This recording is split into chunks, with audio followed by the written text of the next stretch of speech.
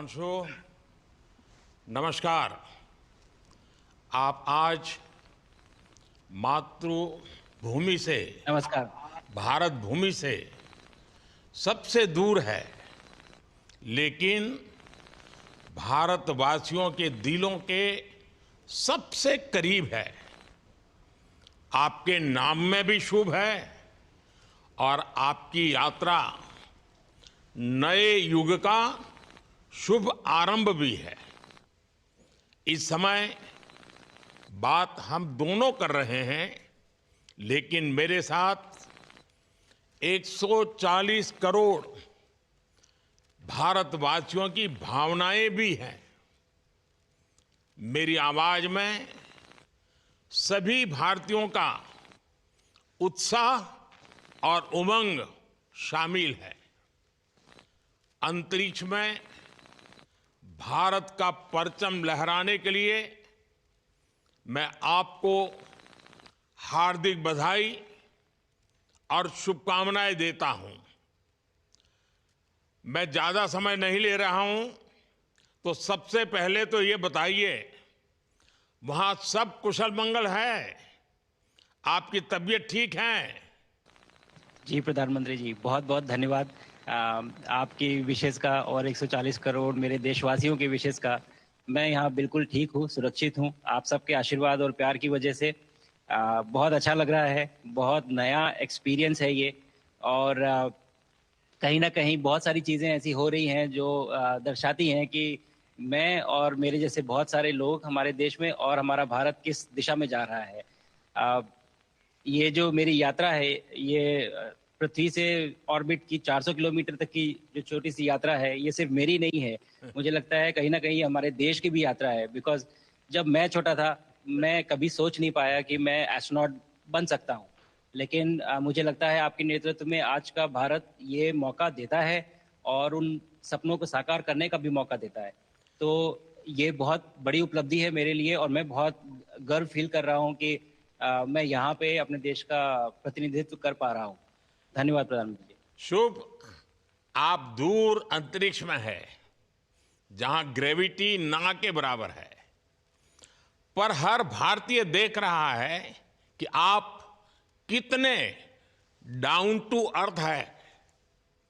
आप जो गाजर का हलवा ले गए हैं, क्या उससे अपने साथियों को खिलाया?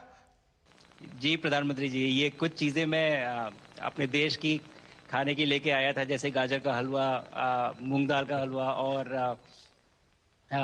आमरस।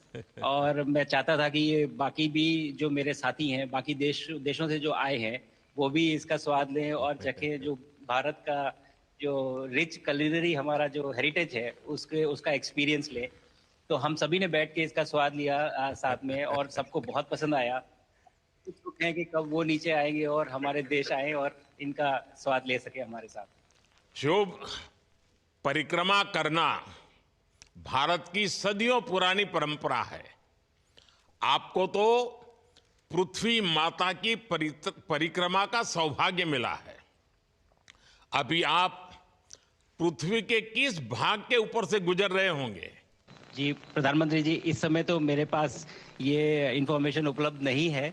लेकिन थोड़ी देर पहले मैं खिड़की से, विंडो से बाहर देख रहा था, तो हम लोग हवाई के ऊपर से गुजर रहे थे। अच्छा। और हम दिन में 16 बार परिक्रमा करते हैं। 16 सूर्योदय और 16 संन्यास, सनराइज और सनसेट हम देखते हैं ऑर्बिट से।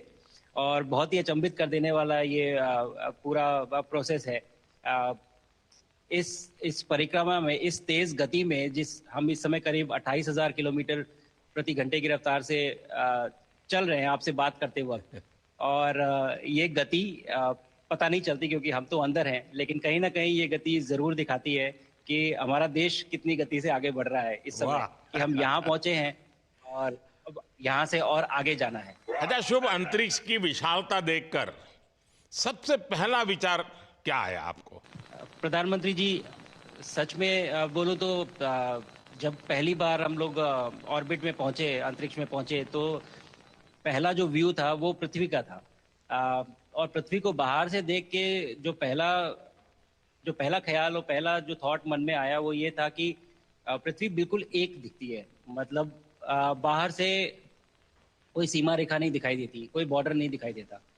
और दूसरी चीज जो बहुत नोटिसेबल थी, जब पहली बार भारत को देखा तो हम मैप पे पढ़ते हैं भारत को, हम देखते हैं बाकी देशों का आकार कितना बड़ा है, हमारा आकार कैसा है, वो मैप पे देखते हैं। लेकिन वो सही नहीं होता, क्योंकि वो एक हम 3D ऑब्जेक्ट को 2D यानी पेपर पे हम उतारते हैं।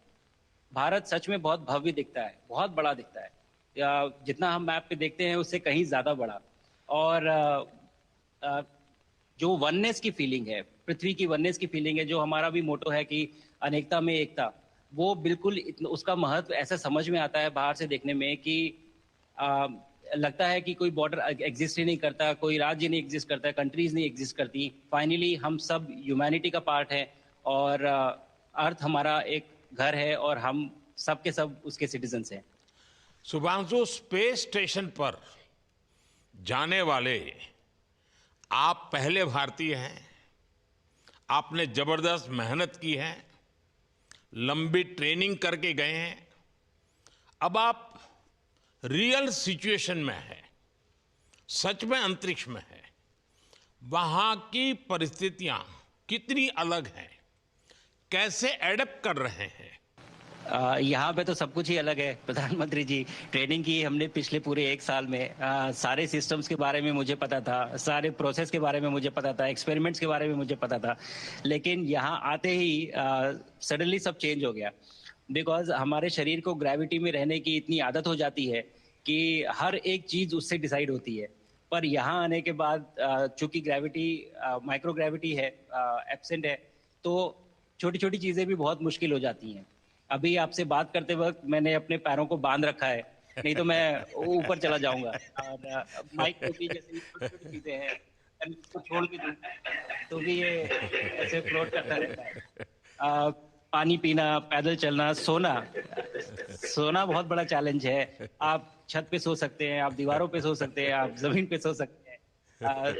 तो पता सब कुछ होता है प्रधानमंत्री जी, ट्रेनिंग अच्छी है, लेकिन वातावरण चेंज होता है तो थोड़ा सा यूज टू होने में 1-2 दिन लगते हैं, बट फिर ठीक हो शुभ जाता है, फिर भारत की नॉर्मल हो जाता है। ताकत साइंस और स्पिरिचुअलिटी दोनों है। आप अंतरिक्ष यात्रा पर हैं, लेकिन भारत की यात्रा भी चल रही होगी। भीतर में भारत दौड़ता होगा।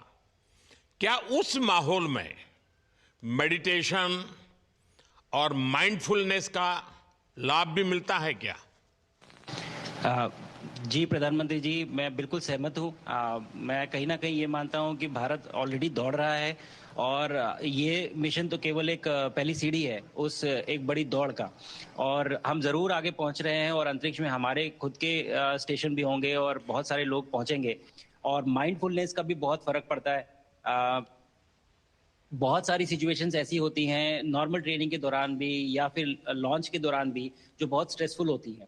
और माइंडफुलनेस से आप अपने आप को उन सिचुएशंस में शांत रख पाते हैं, और काम अपने आप को काम रखते हैं, अपने आप को शांत रखते हैं, तो आप अच्छे डिसीजन ले पाते हैं। कहते हैं कि दौड़ते हुए भोजन कोई भी नहीं कर सकता, तो जितना आप शांत रहेंगे उतना ही अच्छे से आप डिसीजन ले पाएंगे। तो आई थिंक माइंडफुलनेस का बहुत इंपॉर्टेंट रोल होता है इन चीज़ों में।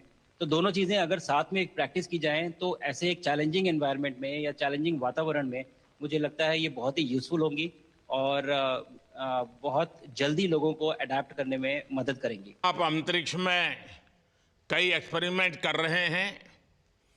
क्या कोई ऐसा एक्सपेरिमेंट है जो आने वाले समय में एग्रीकल्चर या हेल्थ सेक्टर को फायदा पहुंचाएगा? जी प्रधानमंत्री जी, मैं बहुत गर्व से कह सकता हूं कि पहली बार भारतीय वैज्ञानिकों ने 7 यूनिक एक्सपेरिमेंट्स डिज़ाइन किए, जो कि मैं अपने साथ स्टेशन पे लेके आया हूं।